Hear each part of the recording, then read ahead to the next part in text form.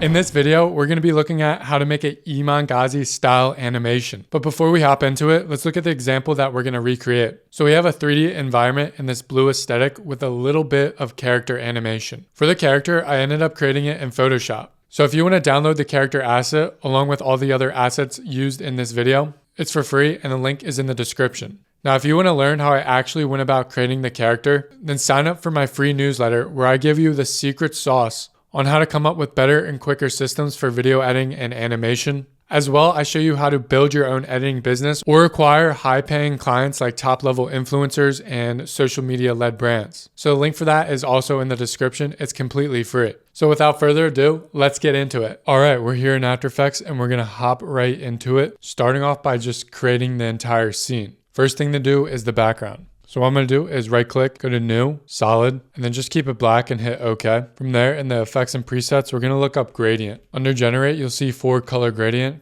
Drag that onto our solid. I like working with 4-color gradient a little bit better than gradient ramp as it allows you to adjust things a lot better. So what we want to do is create a gradient left to right, with the left side being lighter. On the yellow, you're gonna click this and then change it to this color code right here if you're following along. It's just a little bit of a light blue. And then once you have that entered in, hit OK. We're gonna do the same exact thing for the pink, that same blue. Just gonna paste that in there. Now for the right side, the blue and the green, we're gonna change this to more of a darker blue. So you can type in this color code here. It's just a slightly darker blue. Hit OK. For the green, you're gonna do the same exact thing and hit OK. Alrighty, that's our background. The next thing to move on to is the grid floor. To do this, we're gonna create another solid layer. It's okay if it's black, just hit OK. In the effects and presets, look up grid. Under generate, you'll see the grid effect. Drag that onto the solid that we just created. What we need to do from there is adjust the corners. I'm just dragging it and making the boxes a lot smaller here. These numbers right here look pretty good.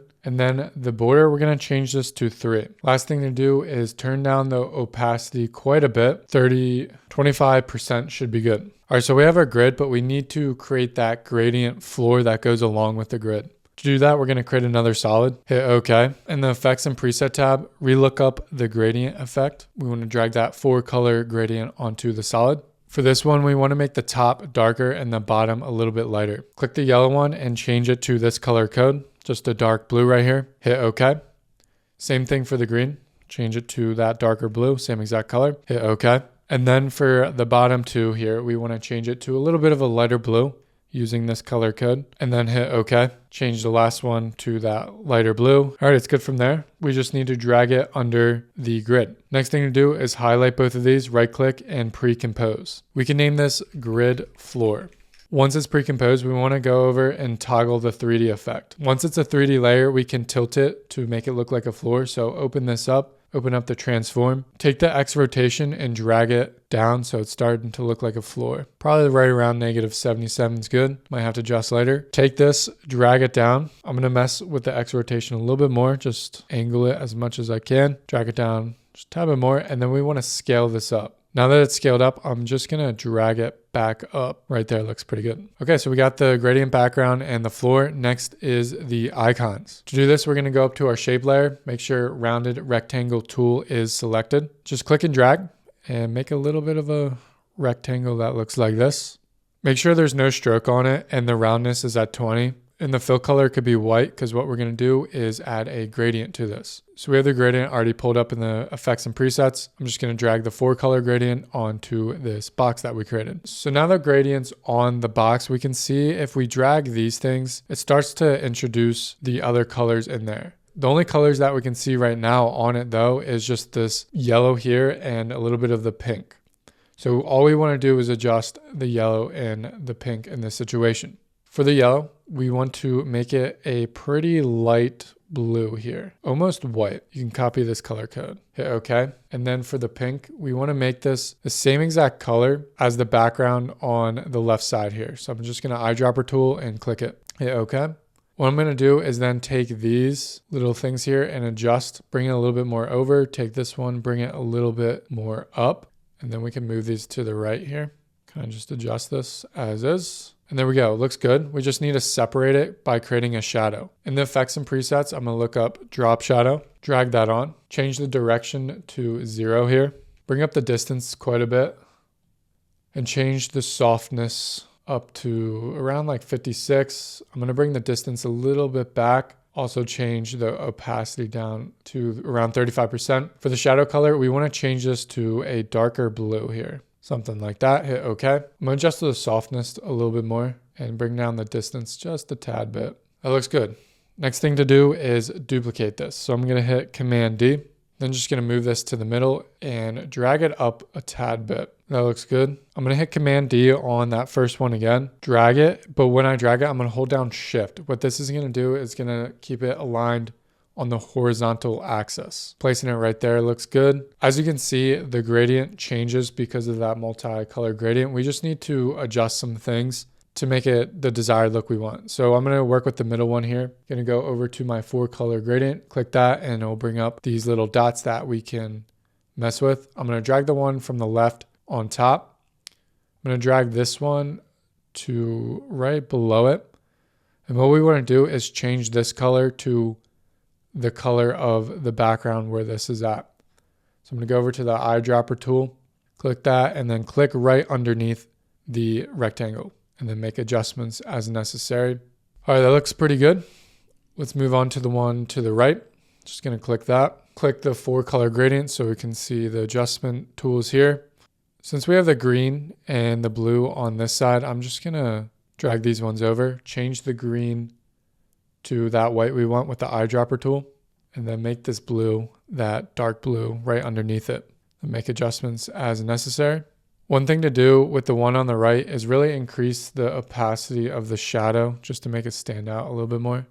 This looks good. Just going to align this a little bit better. Make sure everything's in the middle. Drag it down a little bit. All right, so we have our boxes. Now we just need to add the icons to it. For the icons, everything I found was on Google, but if you want to make things easy, you can download all the assets that I used for this video. That's in the description. Just follow the link and you'll be able to download this for free.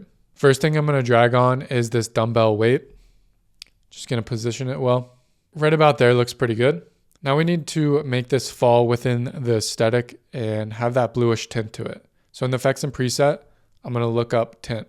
Under color correction, I'm going to drag that tint effect onto the dumbbell here. Change the black to a darker blue. Change the white to a very light blue, almost as white as it can get with just that hint of blue in it. Hit OK. Since this one is standing out a lot, I'm just going to turn down the opacity of it. So on my keyboard, hit T to bring up the opacity effect here.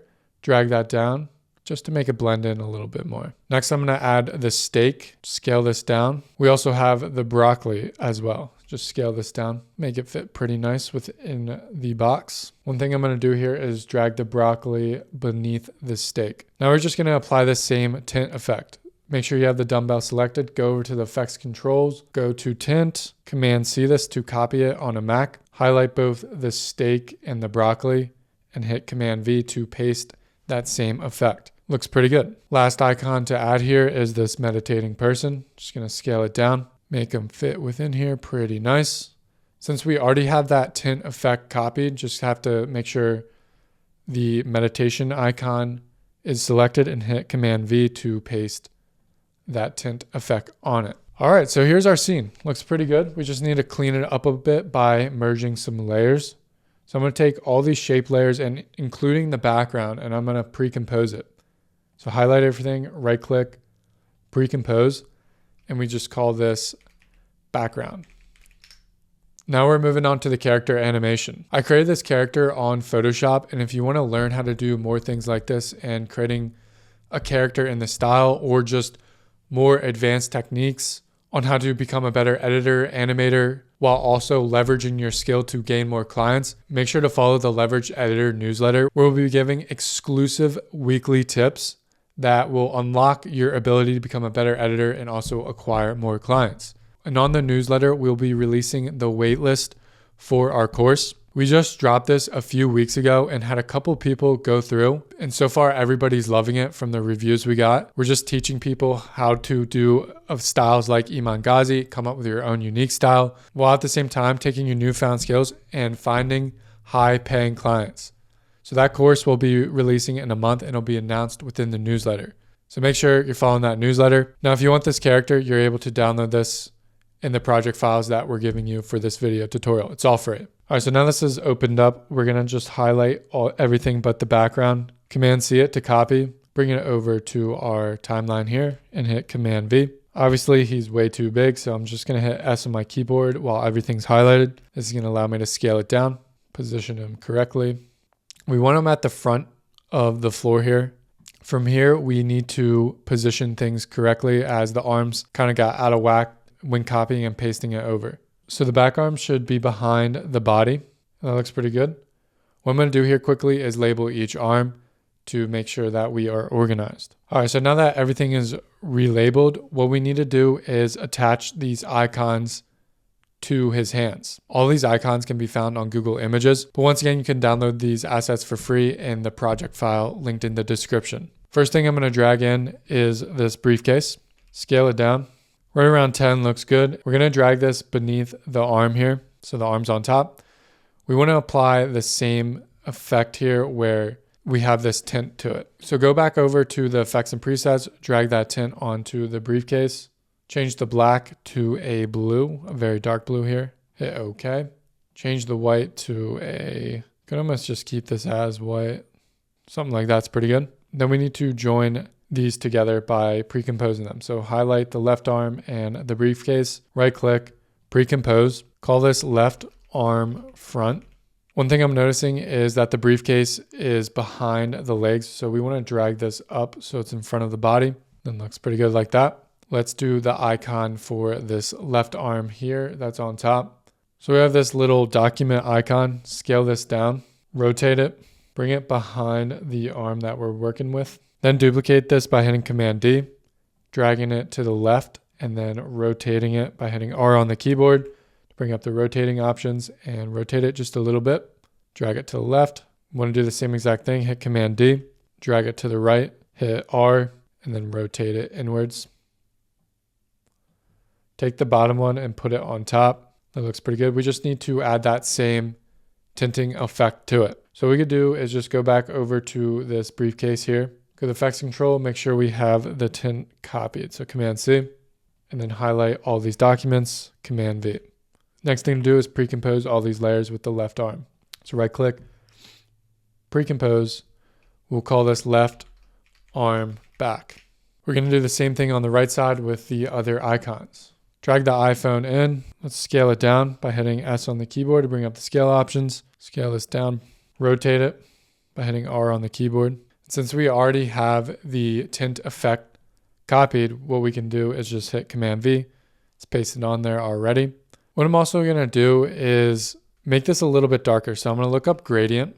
I'm gonna throw on a gradient map, change these little anchor points that control the direction of the gradient. I want the black on top and then the white on the bottom here, something like that. Then go over to the effects controls tab here. For the blend with original, change that to around 13%. I want a little more black in there, so I'm gonna drag that down. This white we could change to more of a blue, something like that looks good. Maybe turn this up a little bit more. Around 22% looks good. Drag this iPhone beneath the arm. Also, one thing I forgot to mention is we should drag these arm layers out as much as possible. Now let's just combine the right arm here with the iPhone just by pre-composing it. Call it right arm front. Moving on to the last arm, we want to add the coin to it. Dragging this on, scaling it down. We're around 4% is good. Put a little bit of a rotation on this. Throw it behind the arm and then paste that tint effect onto it. Looks good. Last thing to do is combine the layers by pre-composing. Call this right arm back. Change the right arm back to behind the body, so only the left arm back and the right arm back should be behind the body. From here, it's time to start doing some character animation now that we have the look down. The key to character animation is just very subtle movements that make it feel a little bit more organic. As we go about, I'll be explaining how to get more of a natural human movement to a character. It's not anything complicated. We're going to make this pretty easy, so don't worry if you're following along. I promise you'll be able to get this if you just, watch this video. It will be pretty straightforward. So the front arms, I'm going to untoggle them just so we can work with the back arms to make things a little bit easier when viewing. Let's start off with the left back arm. So I'm going to click on that, drag my playhead to the beginning. What we need to do here is move the anchor point to the shoulder, or right where the arm kind of cuts off here. Because right now, if we try to rotate the arm, it's not rotating from the right part of it for it to stick with the shoulder. So hit Y on your keyboard. This will allow you to drag this anchor point right to the position we need. Now if we hit R on the keyboard and rotate it, we can see as we rotate it, it's moving from that anchor point, or it's rotating from that anchor point. So Command Z that. So what we want to do now is start it off where it's behind the guy. And I know there's a little bit of a gap happening here. We'll correct that later once we're done animating the arm. First, make a keyframe for rotation here in the beginning. Drag the playhead out. Like I said, the key to this is subtle movements. One way to make the movement more smooth is just really dragging out the keyframe of it so it's not too quick. And we're just going to rotate this to right about here. We'll play this back and see how the speed looks. Okay, so it's actually a little too slow. I'm going to drag it back in. Then what we want to do is have the arm kind of go up and down a little bit. Once again, subtle movements. So I'm going to drag my playhead out to the right and then mess with the rotation, bring it down ever so slightly. Drag my playhead to the right again, bring it back up ever so slightly. Drag my playhead back down. One thing we could do here is copy the keyframes since we already brought it up and down. That's the only effect we want to have with this. But if we did that, it would give it a very unorganic feel just because you're copying the same exact movement. Moving your playhead to the right and then just kind of guessing like the spot will give it more of that organic feel, or more of a regular human feel to it. Because when a human moves, they don't move in the exact same spot every single time. So just keep on dragging and changing the position. Once that's done, check to make sure it looks pretty smooth before we apply any easing ease to it. Like if it looks decently smooth, that means the movement feels a little bit more natural. But the last thing to do to it is add that ease in. So highlight all these keyframes, right click, go to keyframe assistant, easy ease. This is just gonna smooth it out a bit. But one thing we want to add is a ramping effect in the beginning. We want the arm to come up a little bit quicker and then slower as it gets to the top. To do this, I'm going to highlight both of these keyframes, go into my graph editor here, click this, and then drag this right keyframe here, the one that's highlighted on the right, drag this to the left as much as it can go. So looking at the graph here, we see that it speeds up in the beginning, and then as it nears the end of the positioning of it, it starts to slow down. And this is going to give us that speed ramping effect. The last thing to do here is just fix this situation. To do that, hit P on your keyboard, make a keyframe for position, drag this out to the right, because once this gets up, we want to keep it in the position it's normally supposed to be in. But go back to the beginning, drag this layer over to the right so it's connecting with the shoulder. Drag the playhead out a little bit and see if there's any spot where it kind of disconnects. One thing I'm noticing, it's peaking a little bit, so we could just drag it down ever so slightly, and it looks pretty good right there. And now we have that problem fixed up. It's a little messed up here. Awesome, looks good. Now we're gonna do the exact same thing for the arm on the right. Hit Y on your keyboard to move the anchor point right to where the arm starts, or where it meets the shoulder. Bring the rotation in the beginning all the way down to behind him. Make a keyframe. What we can do here is hit U on our keyboard when the left arm is selected. This is going to bring up all the keyframes, and what we want to do is kind of align it a little bit so it has the same speed and positioning as the animation goes on. So I'm going to drag my playhead over to the right. What we want to do is put it roughly where the left arm keyframe's at. The reason why we're not going to put it exactly where it's at, it will create a unnatural feel for it. So we're going to bring this up to right about here, maybe a little bit more up. It's good. Then from here, we just need to keep on creating keyframes, just bringing it down and then back up, sort of aligning it with the ones that's on the left arm. All right, now that we have all these keyframes placed here, we're just going to highlight them all. Right click, keyframe assistant, easy ease. And if you remember, we want to have that speed ramping effect on the first two. So highlight those. Go over to the graph editor, take the one on the right, and then drag this little yellow little stick here to the left to create that speed ramping effect. Watching this back, it looks pretty good. Only thing is we need to make some adjustments for the gap here.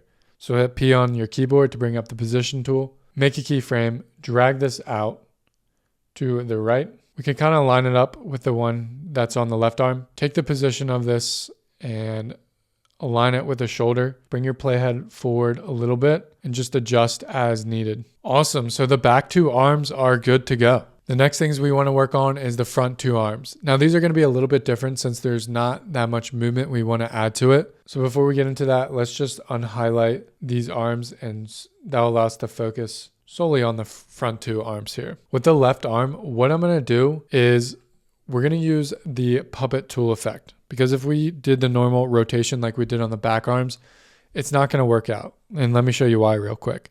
If I adjust this anchor point to right here and then hit R on my keyboard to bring up rotation, we're going to get a lot of this effect where it's not connected to his shoulder. We could get away with that and with the arms behind his back, but not in this situation because the arms are in front of him. What we can do to get over this is using the puppet tool effect in the top left corner. So click this, and this is going to allow us to create some joints. And the great thing about the front arms here, we're not animating them too much. We're not adding that much movement. So the puppet tool here is perfect for it. All we need to do is create some joints. So I'm going to click right here where that anchor point is that I just put there. Create a joint at the elbow and then another one at the hand. Hit U on my keyboard with the left arm selected. This is going to bring up all of the keyframes that are on this layer. What we want to do is drag these to the beginning. As you can see, we can move the joints here and it moves the arm a little bit. So let me undo that. The key here, like I was saying before, is really just slight movements. You don't want to do anything crazy.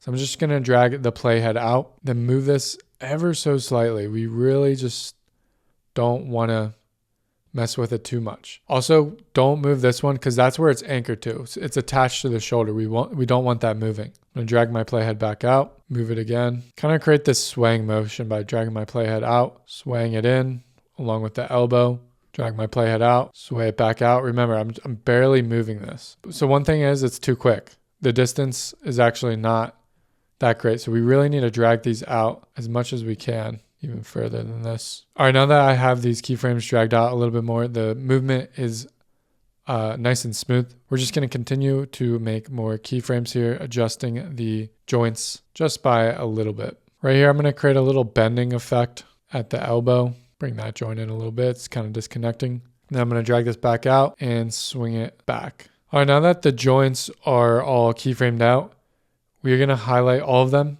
right click, keyframe assistant, easy ease. Then we're going to do the exact same thing to the one on the right, creating a joint at the shoulder, elbow, and then hand. Hit my keyboard to bring up all those keys, drag my playhead out. We could sort of align it with this one just to get a nice little feel of the correct speed and distance we should have. All right, now that's all keyframed out. Just highlight everything and then reapply that easy ease to it. Great, now both sets of arms are all animated. We can get into the movement of the body. Once again, when doing character animation, movement of the body needs to be very slight. You need to think in your mind how a human would actually move. If I'm moving my arm, you also notice that my head's moving. So just moving one joint at a time and not moving anything else creates a very unnatural effect. And I'll explain more as we go about this. So for the body, we're going to reuse that puppet tool as well.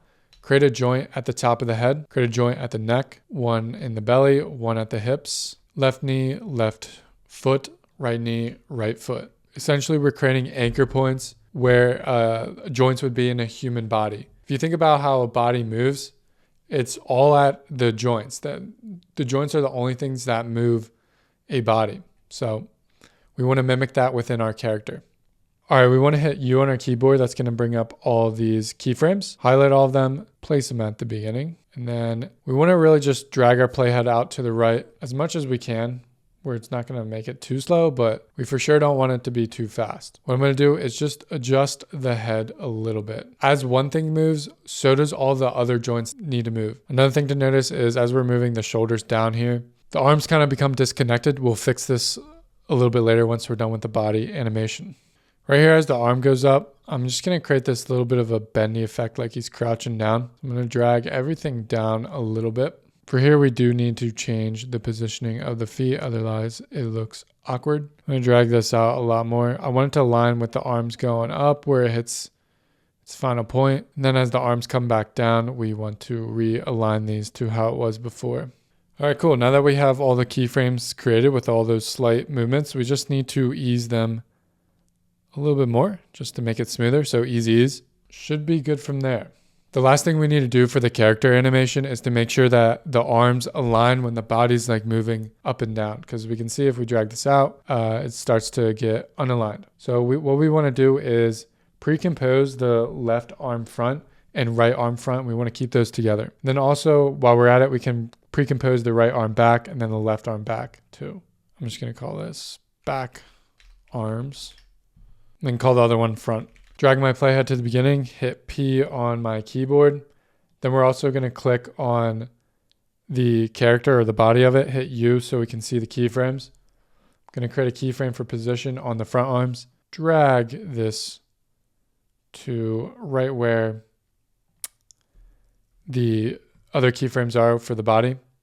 And then we're just going to move this down to match the body. We just want to follow these keyframes here. What you can do is click one of these to snap right to it, and then we can adjust accordingly. So I'm going to go through and adjust this now to how the body is moving. If you need to add some rotations in there and just do some more finer adjustments, go about that. For tutorial purposes, I just kind of flew through that. And then what we want to do is just ease these in as well. Yeah, last thing to do is the exact same thing with the arms in the back, to make sure they align with the shoulders. So I'm going to hit P on my keyboard, hit U on the body layer so we can see all the keyframes. Make sure to create a keyframe in the very beginning. Drag my player to the right, line it up, and then line this up on screen. You can get away with a little bit more here and not having to line too many things up just because it's behind, and that kind of covers it a little bit.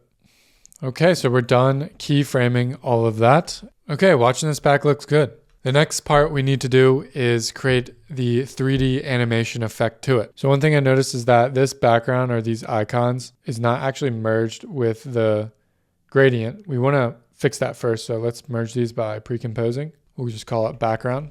And same with the body.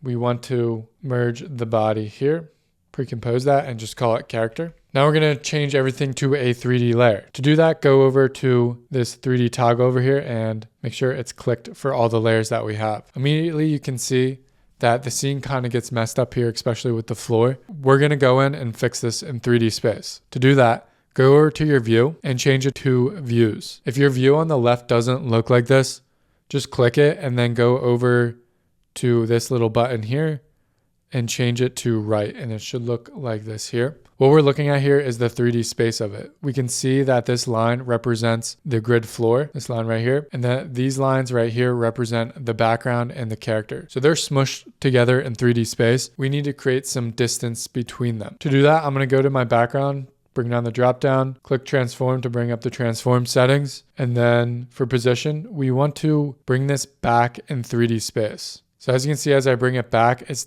disconnecting from the character on this view right here. So we want to bring it back maybe a little bit farther. Actually, probably right there is good. Then we need to scale it.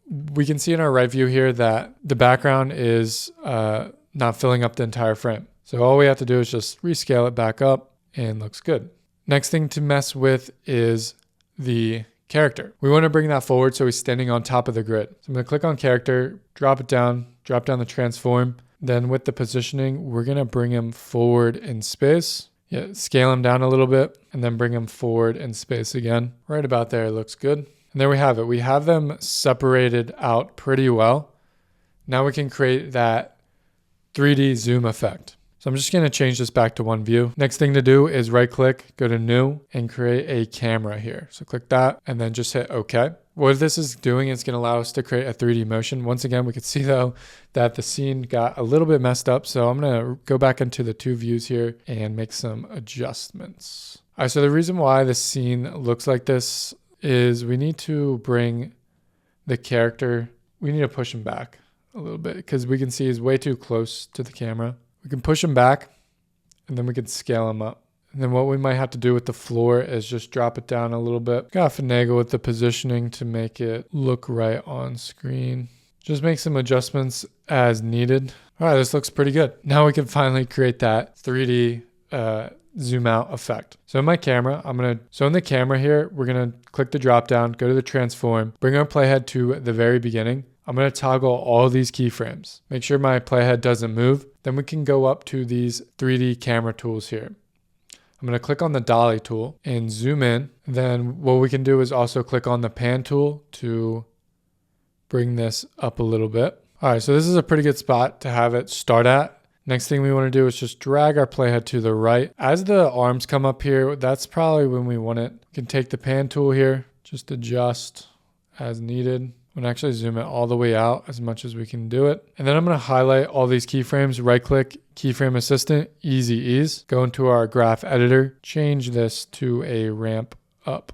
So we wanna adjust this pink one, not the orange one. Then we need to drag this way out.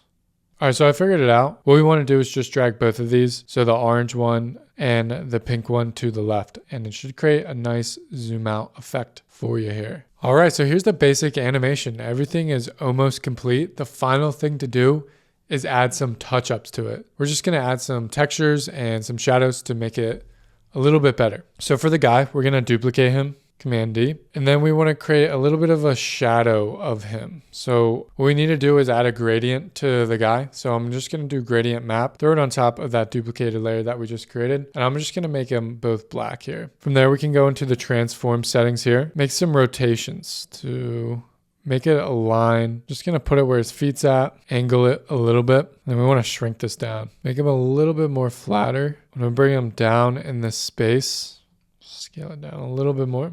Cool, it's almost there. What we want to do is add a blur effect to him. We're looking for Gaussian blur here. You could type that in and throw it on him. Increase that blurriness. It's going to give it a little more of a shadow effect. 33 is pretty good. Then take the opacity and turn that way down and make sure this character is behind our actual character here. There's a little shadow effect. We want to create one more with a circle. So I'm going to go over to my ellipse tool, create a circle at his feet here, change this to black. We want to add that same blur effect, Gaussian blur, to that circle. Turn that up quite a bit. This one you can do more than normal. Make sure repeat edge pixels is unchecked a lot, and then change the opacity down a little bit. Bring this below both the characters. We're gonna have to make sure this is converted into a 3D layer as well. So just toggle that 3D layer. What we need to do is also place it in 3D space. I'm gonna bring up my two views here to see where it's at, and then we could just drag it right under him. Scale it up, re-drag it under him. Just trying to make it look right here. Great, so we have the shadows in there. One more thing we're gonna do is add some noise to this. Very slight noise. Right click, new, adjustment layer, look up grain, and then under noise and grain, you have add grain. Put that onto our adjustment layer. Change it to final output. I'd like to see what we're working with. And we're going to take the intensity down just a little bit. And that's it. If you keep the intensity at 0.4, it should look pretty good. That's our final video right here. That's how we created an Iman Ghazi effect. Now, if you want to learn his style completely in a faster way, there are way quicker ways to do this. Trust me. Follow the newsletter. And then once the waitlist comes out, make sure to put yourself on that. And I have a bunch of tutorials where I taught people how to do this Iman Ghazi style, come up with a complete style for themselves, Danko style, Ali Abdal, all of them. Then I also show you how to take your newfound skills and acquire top paying clients like top level influencers and top social media brands who are willing to pay you anywhere between $3,000 to $6,000 a month. And you can have multiple clients, show you how to do that. Make sure to be on this newsletter and put yourself on the wait list once it comes out.